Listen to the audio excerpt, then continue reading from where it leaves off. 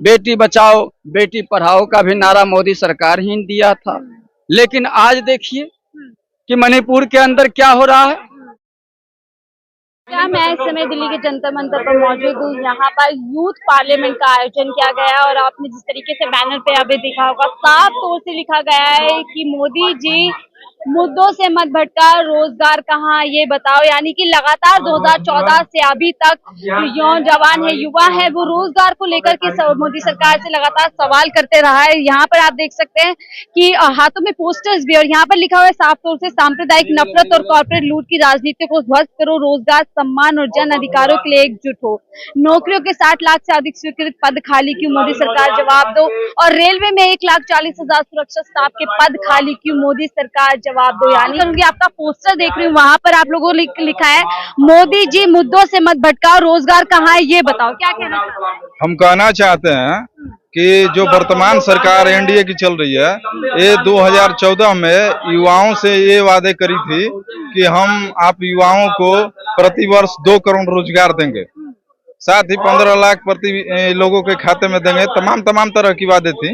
लेकिन आज लगभग 10 साल हो चुके हैं एनडीए सरकार की, वर्तमान भाजपा सरकार की, और 10 साल में प्रति वर्ष 2 करोड़ के मद्देनजर पूरे 20 करोड़ रोजगार बनते हैं। लेकिन अभी तक 1 करोड़ भी रोजगार सरकार दे नहीं सकी है। उल्टे लाखों करोड़ों लोगों की रोजगार, मतलब कोरोना काल में और भी समय में रोजगार छीन गए हैं। तो बहुत बड़ा मुद्दा है ये जो रोजगार है, 20 करोड़ रोजगार तमाम पूरे देश में, हरियाणा में, उत्तर प्रदेश में, बिहार में, झारखंड में, बंगाल में, तमाम राज्यों में युवा जो है बेरोजगार बैठे हुए हैं।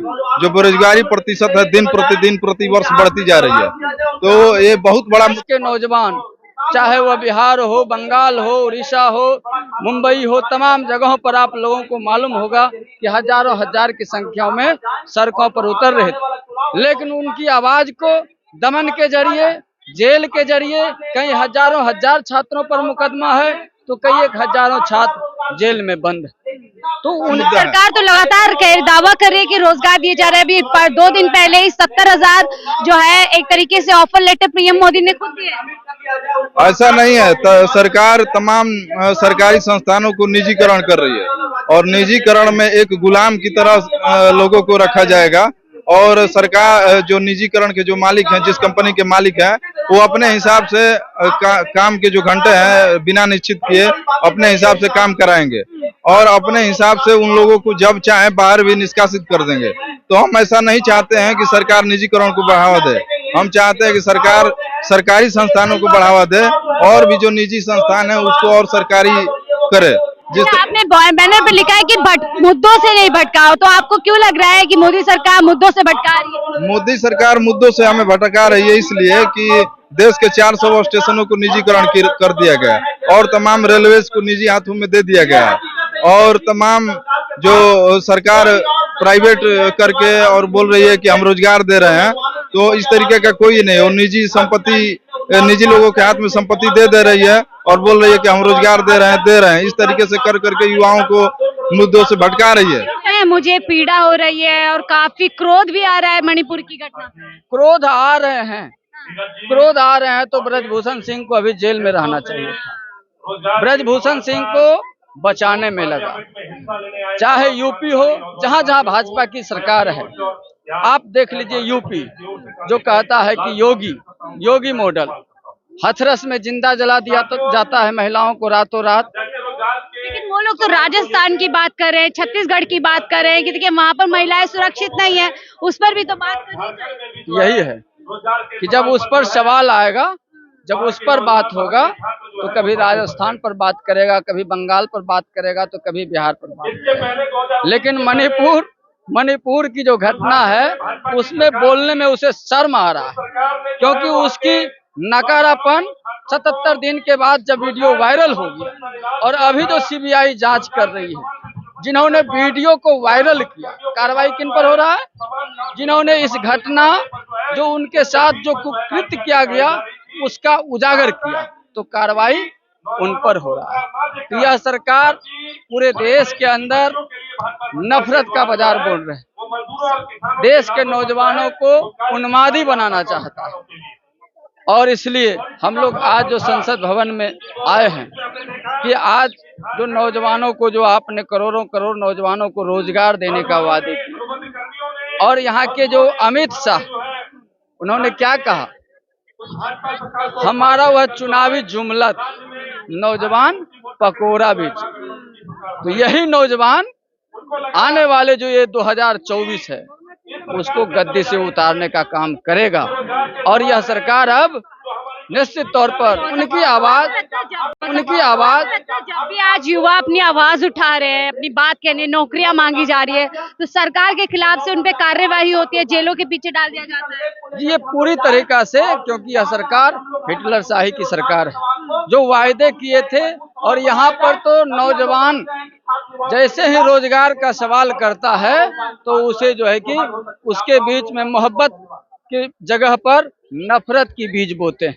अभी आप देख रहे होंगे कि इस हिंदुस्तान के अंदर चाहे बेटी बचाओ बेटी पढ़ाओ का भी नारा मोदी सरकार ही दिया था, लेकिन आज देखिए कि मणिपुर के अंदर क्या हो रहा है।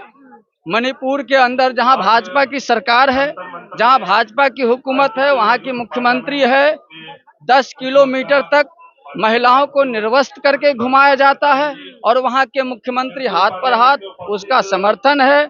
उसके बाद मोदी सरकार एक लफ्ज 77 दिन के बाद, जब इस घटना का वीडियो वायरल होता है तो 77 दिन के बाद मोदी सरकार की मुंह खुलती है।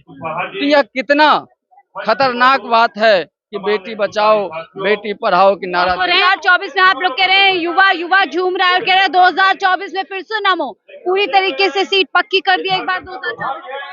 देखिए, अगर वह सीट पक्की कर लेती तो इतना डरी हुई सरकार, इंडिया नाम से जो विपक्ष बना है, और आपने देखा कि 26 के बदले उसका 38 बाप बेटों वाली पार्टी को भी नाम जोड़ लेता है, गिना लेता है कि 2-2 पार्टी हो। इसलिए नौजवान, इस देश के नौजवान के बारे में तो पीएम मोदी कह रहे थे कि INDIA इंडिया, ये जो संगठन है ये संगठन नहीं है, ठग बंधन है, और तमाम ऐसी बातें कर रहे हैं कि 2024 में ठगने के लिए आ रहे हैं। उसको इंडिया से नफरत क्यों है?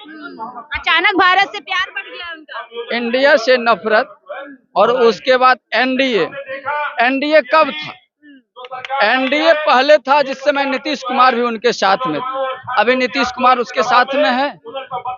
नहीं है। तो एनडीए गठबंधन कहां से? वो अपना नाम न चुने, लेकिन वो पुराने चीजों को ढूंढ रहे हैं कि हम एनडीए। तो मतलब तो क्या लग रहा है 2024 में जो यूथ पार्लियामेंट आज यहाँ लगाई गई है, 2024 के लिए आप लोग क्या फैसला कर रहे हैं? ये 2024 की हम लोग तैयारी कर रहे हैं। इस देश के जो छात्र नौजवान है, मजदूर किसान है, जो महिलाओं पर जो अत्याचार बढ़ा है, इस देश की छात्राएं, किसान इस सरकार को उखाड़ने का काम करेगा निश्चित तौर पर। और हर एक जगह पर हम निश्चित तौर पर मानते हैं यह सरकार रेल बेच दिया, एयरपोर्ट बेच दिया, और तमाम जो है जगह पर। अभी आप बात कर रहे थे कि ये सरकार रेलवे से लेकर के तमाम जो काल कारखाने हैं ये निजी घरानों के हवाले कर रहे हैं। और ये आज रेलवे का किराया जो हम लोग पहले आते थे, और आज रेलवे का किराया बढ़ रहा है। आप रेलवे की बात करें तो पीएम मोदी वंदे भारत की बात करते हैं, 370 की बात करते हैं, राम मंदिर की बात करते हैं, बोले 80 करोड़ लोगों को हम लोग मुफ्त राशन दे रहे हैं, तमाम योजनाएं जिसको गिनवाते हैं और वोट मांगते हैं। लेकिन आप यह पता कर लीजिए, पूछिएगा मोदी जी के, जो भी बोलते हैं कि हम करोड़ों नौजवानों को मुफ्त राशन दे रहे थे, अब वह राशन बंद कर दिया। जैसे जियो का सिम, अंबानी जी का सिम पहले फ्री में बांटा जा रहा था, आपको भी मालूम है। तो पहले लोभ डालता है, चारा डालता है। तो अंबानी का सिम फ्री में बांटा, 75 रुपया बैलेंस भी दिया। लेकिन अब रिचार्ज का कितना कीमत हो गया महीना में? 300 रुपया प्रति महीना। 299 का रिचार्ज होता था, लेकिन यह 299 रुपया में हम बच्चे को ट्यूशन फीस देते थे, पढ़ाते थे। लेकिन वह उसी तरीका से मोदी सरकार ने राशन के नाम पर गरीबों को वोट ठगने के लिए पहले मुफ्त देने का काम किया। अब वह जो है कि कटौती कर लिया। अभी जहां जहां पर उनके खिलाफ जो बिहार की सरकार बनी है वहां पर तमाम योजनाओं में कटौती कर दी है। हम आप किस चैनल से हैं? आपको चैनल को बहुत बहुत मैं बधाई देता हूं। आज के दौर में मीडिया हमारा कोई राष्ट्रीय चैनल न्यूज एक्सेप्ट नहीं करता है। देश के सोशल वर्कर मेघा पाटकर जी का एक नारा था, कौन बनाया हिंदुस्तान भारत के मजदूर किसान। तो मजदूर किसान का बेटा जो है सीमा पर लड़ता है, हमारे पैसों से मेहनत मजदूरी से देश चलता है और एक आश्रय होता है कि हम लोग जाएंगे तो सरकारी नौकरी मिलेगी, हमारा कायाकल्प होगा। लेकिन लगातार जो प्राइवेट किया जा रहा है तो प्राइवेट सेक्टर के खिलाफ हम लोगों को यहाँ यूथ पार्लियामेंट के माध्यम से हम सरकार को बताने आए हैं। इसके लिए पूरे देश में हम लोगों ने जन आंदोलन। यहाँ पर यूथ पार्लियामेंट लगी हुई है जिसके जरिए से तमाम मुद्दों पे जो कि ज्वलंत मुद्दे हैं उन पर यहाँ पर बैठ के लोग जो है बात कर रहे हैं और दूर दराज से लोग आए हुए आप देख सकते हैं। तो फिलहाल मुझे दीजिए इजाजत, मैं शाहिन खान।